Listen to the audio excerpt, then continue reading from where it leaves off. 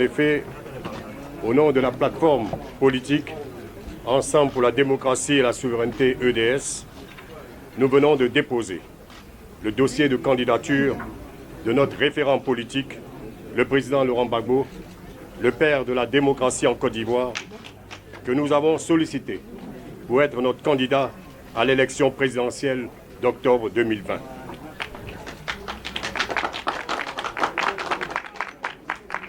Bien que son nom ait été radié des listes électorales par des manœuvres que nous jugeons juridico-politiciennes, l'acte que nous avons posé ce jour traduit notre volonté de nous insurger avec force contre l'exclusion par peur de notre candidat des compétitions électorales à venir.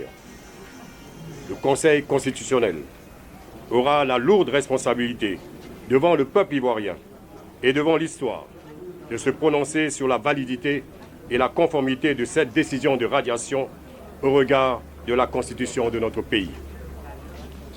L'acte que nous avons posé ce jour traduit aussi notre volonté manifeste de participer à toutes ces élections avec un organe électoral consensuel et crédible, tenant compte de l'arrêt de la Cour africaine des droits de l'homme et des peuples en date du 15 juillet 2020, un code électoral consensuel avec des élections pour des élections libres, justes, transparentes, régulières et inclusives, gage d'une alternance démocratique et pacifique, ainsi que des listes électorales pour lesquelles, convaincus des fraudes massives lors de la dernière révision de juillet 2020, nous réclamons un audit international. Enfin, l'acte que nous avons posé aujourd'hui s'inscrit dans le cadre de la réconciliation nationale pour une paix véritable, non pas la paix par les armes, la répression, la terreur et les intimidations, mais la paix des cœurs et des esprits à laquelle, à l'instar du président Laurent Gbagbo, notre référent et candidat, le vaillant peuple ivoirien aspire profondément. Oui, mesdames et messieurs, ces élections doivent se dérouler dans un environnement apaisé qui nécessite la libération de tous les prisonniers politiques, civils et militaires, le retour sur la terre de leurs ancêtres, de tous les exilés politiques, avec à leur tête notre référent et candidat, le président Laurent Gbagbo. Pour terminer, c'est le lieu pour nous, fidèles à la philosophie politique du Asseyons-nous et discutons de notre référent et candidat, le président Laurent Gbagbo, de lancer un appel au chef de l'État sortant pour un dialogue franc, sincère, responsable et inclusif dans l'intérêt supérieur de la Côte d'Ivoire, notre patrimoine commun. Et nous le devons, pour garantir et assurer un avenir lumineux et radieux aux générations présentes et futures de notre pays.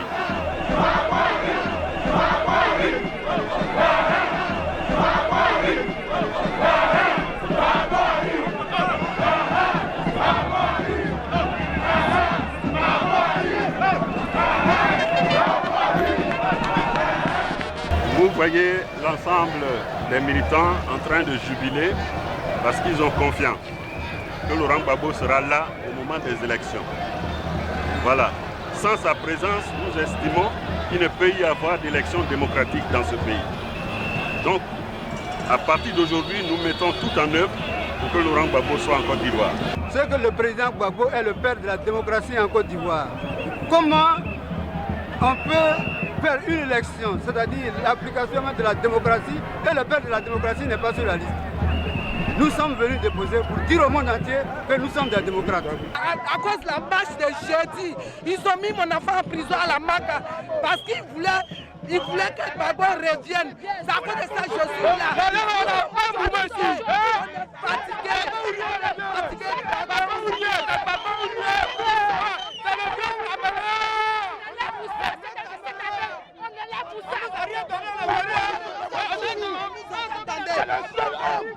Nous on l'aime Gbagbo, on l'aime Gbagbo, nous on l'aime Gbagbo, on l'aime Gbagbo. Gbagbo.